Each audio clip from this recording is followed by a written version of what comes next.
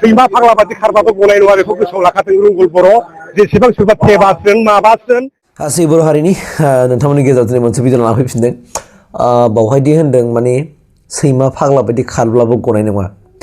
नोङो सैमा फाग्ला बायदि खारबाबो गनाय नङा होननानै बुंदों बेखौ सोर बुंदों बिपिएफनि सासे दैदेनगिरि प्रहलाद आदाया बे बाथ्राखौ बुंदों आरोखि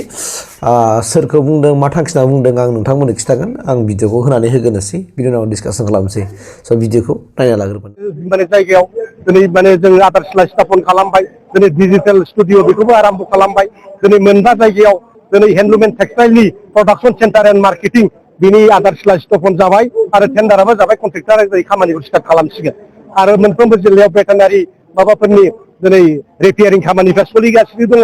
आरो दिनैहाय माने पिएइचि पाब्लिक हेल्थ इन्जिनियारिं बेवहाय लोंग्रा दैनि बेबस्था बिनि माखासे बेबस्थाफ्राबो दिनै सोलिगासिनो दङ रिपेयारिं खामानिफ्रा सोलिगासिनो दङ जेरावबो माने डेभेलपमेन्ट बिपिएफ माने डेभेलपमेन्ट पिस इउनिटि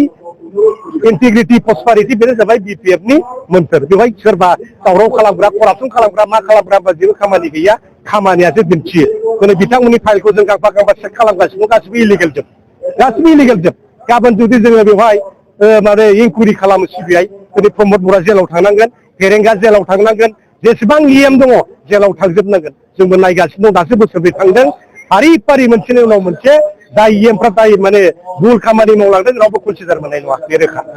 बेनि प्रमान होथों नाथाय रावबो प्रमान होनो हाया दा बेबादि दाउथ' जेल जाखानांगोन नङा होमबा प्रमान होदों उइदाउट माने एभिडेन्स खोथाफोरखौ बुंलाबायनो नाङा जों जुदि गाबोन डिफेमेसन केस होयो बे दालि ओंख्रि जाहैनांगोन जों खिन्थु माने बेबादि ससियेल मिडियायाव सोलिखायो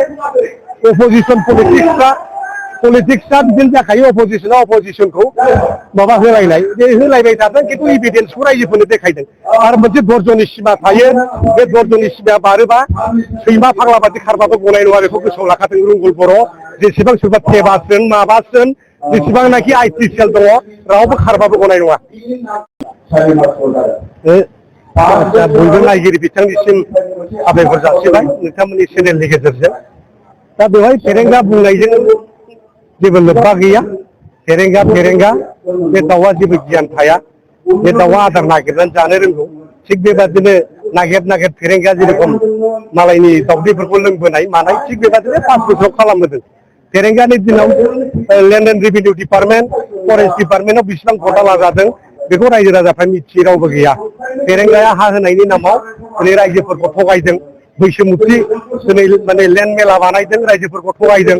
बिफानि हाखौ फिसालानि नाम दाख्लायनायखौनो हा होदों होननानै बुंदों जे जिनिसा हेरिडिटारि जाबोखायो बा नियम दंखायो बिफानि हाखौ फिसालाया मोनो दा बिदि गोबां थगायदों सिन्डिकेट बिराद लगायदों दाम्बार गंसेयाव 500,000 लानाय कालेक्सन खालामग्रासोनि दिनाव जादों फेरेंगानि दिनाव जादों दिनै सन्दन दंफां फानखोमानाय सोरनि दिनाव जादों फेरेंगानि दिनाव जाजोबनाय बेखौ मिथियै रावबो गैया दिनै फेरेंगानि जे खुगा बे खुगाया माने जेबो बेसेन गैया बिथाङा जे बाथ्राखौ बुंदोंमोन दा बिथाङा गावनो खालामनानै दिन्थिनो हायाखै बिथाङा बुंदोंमोन हाग्रामा महिलारि सरकार दायोबा हाग्रामानि गारियावनो बारसोमनानै थैनो होनदोंमोन बिथाङा मानो दाबो खालामनो हादिया बे देखायथों दा फेरेंगानि खोथा बिथांनि खुगा जेबो मुल्य गैया बिथांमोना होनखादोंमोन जे हाग्रामानि सरकार फैयोबा बिटिसिआव असान्ति जागोन थारमाने असान्ति खालामग्राया फेरेंगानो जागोन दा इउपिपिएल सरकारा बा मानसिफ्रा जागोन बेखौ होननाय जादोंना जायाखै दा ओंखायनो बिथांनि खुगानि जेसेबांनाखि बाथ्रा ओंखारदों बे माने अनला खारियाव माने आगान थायै एंखोर बारियाव संख्रि फोदलानाय आदुवानि खियाव थाम्फैयाबो बाया होननाय बाथ्रा दं बर'आव बेबादिनो बेसलेस बिथांनि बुंनायजों रायजोआबो कनभिन्स जाया बिथाङा जायनि थाखाय थांनाय बाराव मोननै समस्थियाव गेलेसेयावबो मानो मोननैयावबो जेननांखो बेनो माने फोरमान खालामो आसाम बिधानसभा बिसायख'थिया खालार फोसावजायाखैबाबो बैसागो सिगांनो जानायखौ बिपिएफ माबायदि थियारि जोंहा बिराद थियारि जोङो मैया 25 तारिखमोन जोङो दिसपुर सल' जात्रा आरम्भ खालामबाय गाबोनबो पर्बतझरायाव जागोन 1 तारिखआव क'क्राझाराव जागोन 3 तारिखआव चिराङाव जागोन दा बेबादिनो गसाइगाव टु अदालगुरि बे जोंना दिसपुर सल' जात्राया जागासिनो दङ जोङो 5टा गेरेन्टि जायखौ बिटिसि इलेक्सनाव बुंबोदों सरकार दाबा होगोन होननानै दिनै जोङो मैयानिफ्राय स्टार्ट खालामना रानगासिनो दङ दिनै 10टा समस्थियाव दिनै बे राननाय हाबाफारिया जागासिनो दङ दा बेबादिनो जोङो रायजोफोरनि जे आसा आकांक्षा बेखौ जों मोनसेनिफ्राय पुरन खालामलांगोन खालि मोनबा गेरेन्टिल' बाथ्रा गैया आरो गोबां गेरेन्थि जों पास खालामदेरगोन जायखौ लायोब्ला जोंनि रायजो राजा लाब जागोन जोंनि सेंग्रा सिख्ला लाब जागोन दा बेबायदि खामानिखौ जों मावबाय थागोन साख्रि बाख्रि दिनै मोनजोबगोन बयबो फारि फारि खेबसेनो नङा दिनै रिटायार जागासिनो जोबलांगासिनो नङा होमबा रिटायार जादों भेकेन्ट पस्ट जादों सोरबाया थैदों भेकेन्ट जादों दा बेबादिनो गोबां पस्ट भेकेन्ट ओंखारगोन दिनै फरेस्टआव एडभार्टाइज होबाय दिनै मास्टारफोरनि एलपि इउपि बिनि टेटनि भेरिफिकेसना जाखांजोब्बाय केन्डिडेटफोरना दा जों एपइन्टमेन्ट होबा होनो हाबाय नायथ'दों आरो जोङो इलेक्सननि सिगां होनो हायो खोमा दिनै फरेस्ट डिपार्टमेन्टनि बादै एडुकेसन डिपार्टमेन्ट फरेस्ट डिपार्टमेन्ट आरो माबा ससियेल वेलफेयार हेल्थ डिपार्टमेन्ट दिनै गोबांथा डिपार्टमेन्टआव बिराद माने पस्ट खालिफोर दं बेखौ जों मोनसेनि उनाव मोनसे होलांबाय थागोन आरो मालाय प्रमद बर' बादि 5 बोसोर सरखार खालामनानै दिनै माने बिथांमोना दिनै खुनु परिखानि रिजाल्ट होनो हायाखिसै दिनैहाय सेक्रेटारि बिसिडिसिनि होदोंमोन दिनै बेथन गैया मा गैया खालामना गालांबाय फरेस्टआवबो दिनै फरेस्टार ग्रेड 1नि साख्रि होदोंमोन गेरेंग्रा गावनि फिसाजोखौसो 1 नाम्बार होदों इन्टारभिउआवबो जिरायाखैनो दिनै प्रमान जाबाय जायनि थाखाय बिथांमोननि साख्रि होनायनि सायाव दिनै बेथन होनांगौना होनाङा बेनि जोङो इनकुवेरिसो खालामगासिनो दङ दा बिदि बिराद इलिगेल दिनै प्रमद बर' सरखाराव जालांदों फेरेंगानि दिनाव जालांदों दा बेबादिखौ जों लाय होआ जों मोनफा नायगासिनो दङ साख्रिया जेनेबा जोङो बेथन होनायनि बेबस्थाखौ खालामो बे दा ओंखायनो गोबां खामानि जागासिनो दं आरो दिनैहाय जोंहा अनेकथा जोङो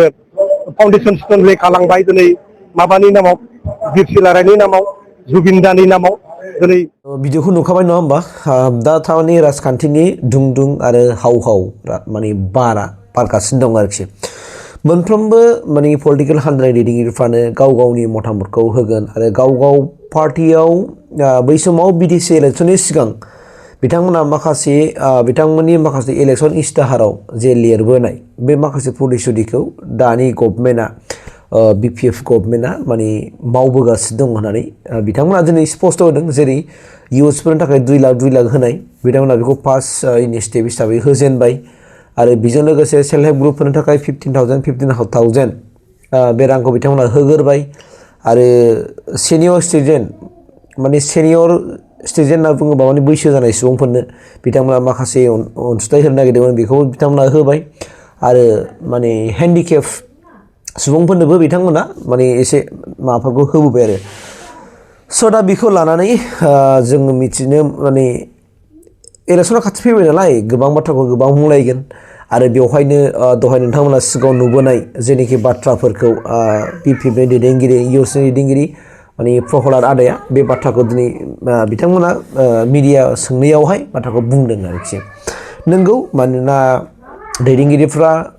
खोथाखौ अनेक बुंलायगोन गावजों गाव बुंलायगोन गावबागाव पार्टिखौहाय हमथानानै लाखिनो थाखाय आरो लोगोसेनो गाव गावनि पार्टिनि माखासे माबा थायोथ' बेखौ बिथांमोना माबोरैबा माने स्टेन्डआव लाखिबाय थानो हायो बिदिनो लानानै बिथांमोना बाथ्राखौ बुंगोन सोरबा रंगल बर'आबो बुंगोन सोरबा फेरेंगा साराबो बुंगोन सोरबा प्रहलादबाबो बुंगोन सोरबा कास्टमबाबो बुंगोन बा अन्य गुबुन माने जिखि बिबाङाव थाथों मानो स' बिथांमोना बै बाथ्राखौ बुंगोन आरोखि जेरै दा प्रहलादा माने फेरेंगा सारनि बाथ्राखौ बुंबाय नङा होमबा रंगल बर'नि बाथ्राखौ बुंबाय आरो गोबां सोरनिबा बाथ्राखौ बुंबाय आरो दिनै गावजों गाव बे बुंलायनाय थालायनायाथ' नों पलिटिकेलाव थाखायोखा आरो बुंलायखायोखा बिथांमोना बुंलायखागोनानो मानोना बेनोथ' राजखान्थि दा सोरना जेनुइन नङा सोरना थार सोरना नंखाय बेखौ जों बोरै मिन्थिनो जों जाहैबाय सादारन सरासनस्रा सुबुंफोर थ' जेखि जायाथों मानो जोंनि रायजो राजाफोरनि फोथायनाय आरो रायजो राजाफोरनि आसाया बेल'नो बिथांमोना जायखि इलेक्सनाव फैयैनि सिगां जे प्रतिश्रुतिफोर होदोंमोन जाय सतबांसा लादोंमोन रायजो राजाफोरनो खोथा होनानै फैदोंमोन जे जों सरकाराव फैबा ओरै मावगोन स' बैफोर खामानिफोरखौ बिथांमोना मावफुंनो हाबानो जाबाय आरो बिथांमोना जुदि मावफुंनानै होनो हामारोब्ला आफ्टार 5 years बिथांमोनानो सरकार जाफिनगोन आरो जुदि बिथांमोनाबो जुदि बायदि गावसोरनि प्रतिश्रुतिखौ होनायखौ जुदि होनो हामाराब्ला फार्स्ट जेनेबा इन्स्टलमेन्ट हिसाबै अनलि फार्स्ट इन्स्टलमेन्टल' होनानै बा फार्स्ट स्टेपल' होनानै गुबुननोबो रावनोबो जुदि होफिननो हाबावाब्ला बा सेल्फ हेल्प ग्रुपनोबो आरो गुबुन जेरै इउपिपि लागुआव मोनसे स्टेपल' होदों बिनि उनाव होआखै बिदिनो जुदि आरो बिथांमोनाबो खालामबावोब्ला बिपिएफबो खालामबावबा आरो इयुथ्सफोरनोबो जे होबाय आरो उनाव जुदि होबावाब्ला सिनियर सिटिजेनफोरनोबो जुदि जे होबाय उनाव होबावाब्ला स' बे बिथांमोननि माने भुल जागोन आरो बिथांमोना गाव गावनि माने आथिङाव गावनो रुवाजों दाना लानाय जागोन आरोखि जेरै थांनाय 5 बोसोराव इउपिपिएलआ जेखौ खालामदों दा बे माबाखौहाय जेन' दानि सरकारा खालामा आरोखि जायखौ प्रतिश्रुति होदों बेखौ माने रेबेङैहाय थख' मावफुंनानै रायजो राजाफोरनि अननायखौ मोनो स' बेनि थाखाय खामानि मावनांगोन आरो इउपिपिएलआबो मावनांगोन जेन'बा माब्रैबा रायजो राजाफोरनि अननाय मोननानै नेक्स्ट समाव बिथांमोना सरकार दानो हायो बिनि पलिसि एबा इनिसिएटिभखौबो इउपिपिएल पलिटिकेल पार्टिया लाया नङा लानांगोन आरोखि नङा होमबा अब्लासोना नेक्स्ट 5 बोसोरनि उनाव आरो फैनो हाबावगौ इभेन बे बाथ्राफ्रा नै दानि एमएलए इलेक्सनाव हयथ' बेबो इफेक्ट खोलैनो हागौ आरोखि बेखिनियानो थेंक इउ